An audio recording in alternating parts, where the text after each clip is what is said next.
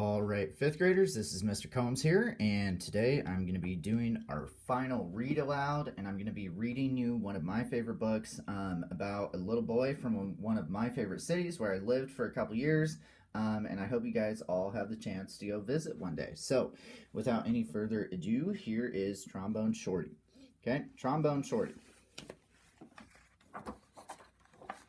Okay, Trombone Shorty. Words by Troy Trombone Shorty Andrews, and the pictures are by Brian Collier. Where you at? Where you at? We have our own way of living down here in New Orleans, and our own way of talking too, and that's what we like to say when we want to tell a friend hello. So, where you at? Lots of kids have nicknames, but I want to tell you the story of how I got mine. Just like when you listen to your favorite song. Let's start at the beginning, because this is a story about music. But before you can understand how much music means to me, you have to know how important it is to my hometown, my greatest inspiration.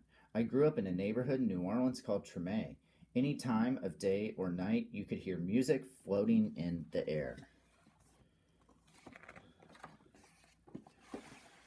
And there was music in my house too. My big brother, James, played the trumpet so loud you could hear him halfway across town. He was the leader of his own band, and my friends and I would pretend to be in the band too. Follow me, James would say. There's one time every year that's more exciting than any other, Mardi Gras. Parades fill the streets and beaded necklaces are thrown through the air to the crowd. I love the brass bands with their own trumpets, trombones, saxophones, and the biggest brass instrument of them all, the tuba, which rested over the musician's head like an elephant's trunk. Where ya? Where ya? The musicians would call. All day long, I could see brass bands parade by my house while my neighbors danced along.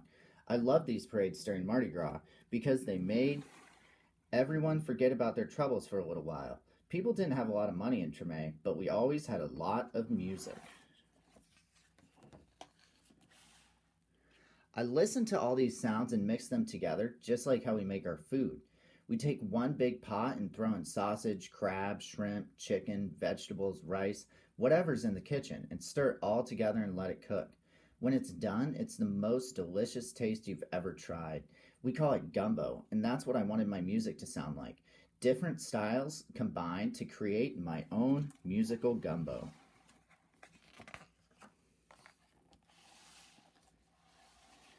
But first, I needed an instrument. The great thing about music is that you don't even need a real instrument to play. So my friends and I decided to make our own. We might have sounded different from the real brass bands, but we felt like the greatest musicians of Treme. We were making music and that's all that mattered. Then one day, I found a broken trombone that looked too beaten up to make music anymore. It didn't sound perfect, but finally, with a real instrument in my hand, I was ready to play. The next time the parade went by my house, I grabbed that trombone and headed out into the street. My brother James noticed me playing along and smiled proudly. "Trombone Shorty," he called out because the instrument was twice my size. "Where you at?" From that day on, everyone called me Trombone Shorty. I took that trombone everywhere I went and never stopped playing.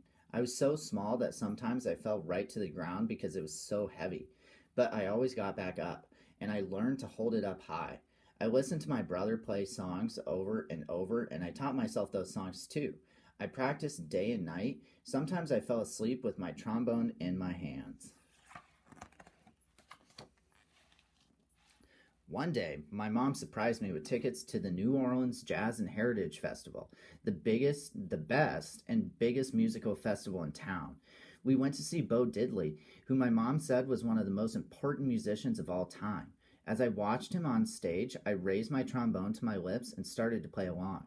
He stopped his band in the middle of the song and asked the crowd, "Who's that playing out there?" Everyone started pointing, but Bo Diddley couldn't see me because I was the smallest in the place. So my mom held me up in the air and said, "That's my son, Trombone Shorty."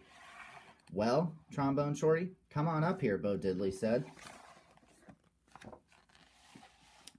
The crowd passed me overhead until I was standing on the stage next to Bo Diddley himself. I walked right up to the microphone and held my trombone high up in the air, ready to blow.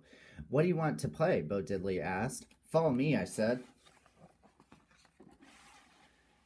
After I played with Bo Diddley, I knew I was ready to have my own band. I got my friends together and we called ourselves the 5 o'clock band because that was the time we went out to play each day after finishing our homework.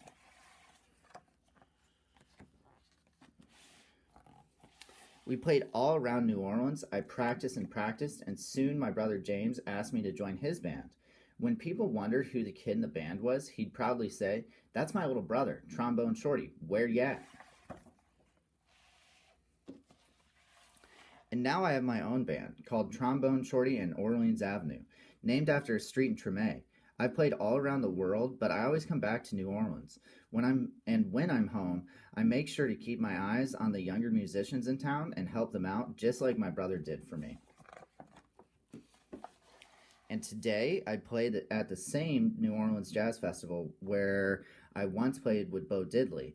And when the performance ends, I lead a parade of musicians around, just like I used to do in the streets of Treme with my friends. "Where ya? Where ya?" I still keep my trombone in my hands, and I will never let it go. All right, and then I'll read this author's note right here, which is a little bit of background on Troy Andrews and Trombone Shorty, who is also Trombone Shorty. So, author's note. I like to say that the city of New Orleans raised me. In Treme, music was everywhere, from church to the street to my very own house. My grandfather, Jesse Hill, was a musician, and my brother James was a musician, and I wanted to be just like them. There were people always coming and going from my house, but music was the thing we had in common. No matter how tough things got, listening to music always made me feel better. When I was very young, my neighborhood friends and I would pretend that we were like the brass bands that would parade down our streets. Because we couldn't afford instruments, we really did make them out of whatever we could find. The box from a 12-pack of soda could be fastened around the neck with Mardi Gras beads to become a drum. Pencils became drumsticks. I used to hoist an old big wheel bicycle over my shoulders and pretend it was a tuba. Empty bottles became horns and wind instruments. Thankfully, I got my first trombone when I was 4 years old, and by age 6, I was leading my own band. The only reason I succeeded as a musician was because I practiced every day. Practicing was easy to do because I loved playing music so much. I knew that if I just kept playing, good things would happen to me. I felt it in my bones.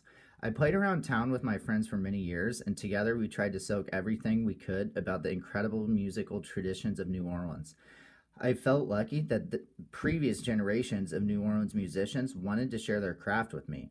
It was my job to carry on this musical heritage. Okay, and here's a photo of Troy Andrews parading through Treme with some of the men in the brass bands and the social clubs. Okay, so I attended the New Orleans Center for the Creative Arts, or NOCA, and started to develop my own musical style, one that paid tribute to New Orleans' own jazz, blues, and gospel, but also mixed in other kinds of music that I loved, like rock and roll, funk, and hip-hop. I called it Super Funk Rock. My music caught the eye of Lenny Kravitz, and at age 19, I joined the horn section of his band. This led to performing with other incredible musicians over the years, such as U2, Green Day, Eric Clapton, B.B. King, Prince, and many more. I formed my own band, Trombone Shorty and Orleans Avenue, and together we've released 3 studio albums and even played at the Grammy Awards. In 2012, I had the honor of performing for President Barack Obama at the White House for a Black History Month celebration.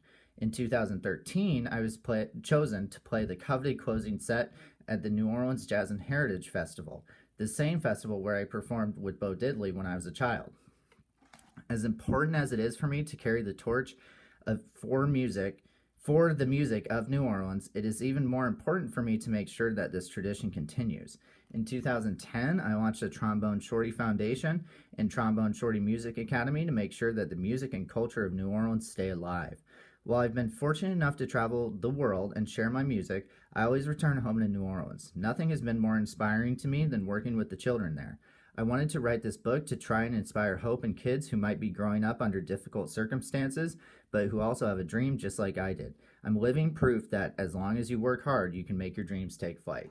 Okay, and then here's a final picture of Troy Andrews when he was small, playing with Bo Diddley. Okay, and that's all I got. Okay, and then this is our author, Troy Andrews, or Trombone Shorty.